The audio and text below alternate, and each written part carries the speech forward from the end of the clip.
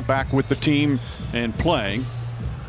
Patrick Beverley, of course, has returned. Shamet Zubac's return as Paul George rattles into three. Lost to Utah, played well while he was out there. But again, because he has hardly played any kind of 5-on-5, as Paul George off to a red-hot start, they decide to hold him. An absolutely elite player. And he was third in the voting for MVP last year. But there's still people when you talk, oh, list the elite. How about this start for Paul? Mike, Alvin Gentry said Zion will be out there. All right, Lisa, we have a new term in the NBA, burst restriction. I thought she was saying they were outmatched or overmatched. Paul George misses. Patrick Beverley the rebound.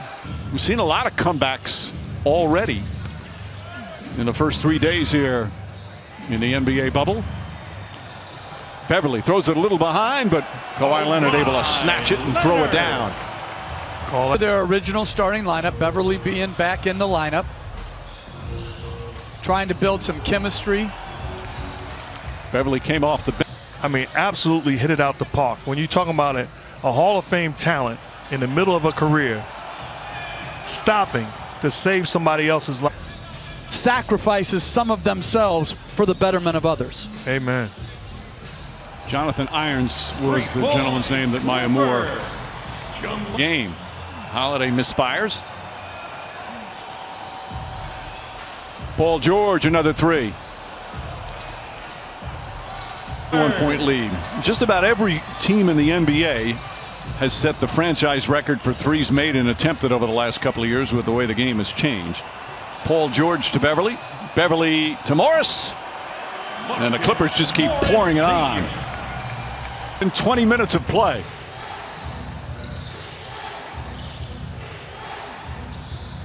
Ball turns it over. Morris banks it home, and the Clippers again, if they have just Holiday reverse banker won't go. Favors tip misses. And you're right about Marcus Morris. For this team, I think it was a perfect pickup. Versatile, defensive-minded player. George blocked by Favors. And they're still defending hard. George thought about a three. Now fires from the corner. On day 3 here in the NBA bubble. George to the basket. Off balance. Shot won't go, but a foul. 0-0. Forget about that first half. We've got to play, and we've got to start to play right now. Thank you, Lisa. Paul George misses that three-pointer. Well, they hit the Drew Holiday. Williamson that first half played a little over 10 minutes, 6 points, 3 rebounds. George drew the foul on Paul George. Hits a pair. He's got 15. Largest lead has been 34. Zion Williamson kicks it out, and an offensive foul. Office is done. Filling out this roster completely. Even the Chris Paul trade. When you're under the gun as George hits another three. That's my excuse, and I'm sticking with it. We're not accepting that, Mike. Nice spin move, Paul George. Shot blocked by Favors. Here comes Josh Hart. Ingram guarding George. George drills another three. 6 for 9 from downtown. Ingram with George up on him.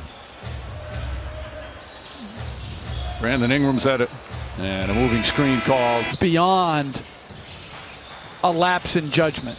That is disrespectful, and I think has to be adjudicated. Well, Clippers scored 37 points in the first quarter. Never looked back. They have just dominated this entire game. George to Beverley. Remember, the Clippers, they're missing 2 key players, 2 of their highest scorers as well. George again, another three-pointer. That's his 8th.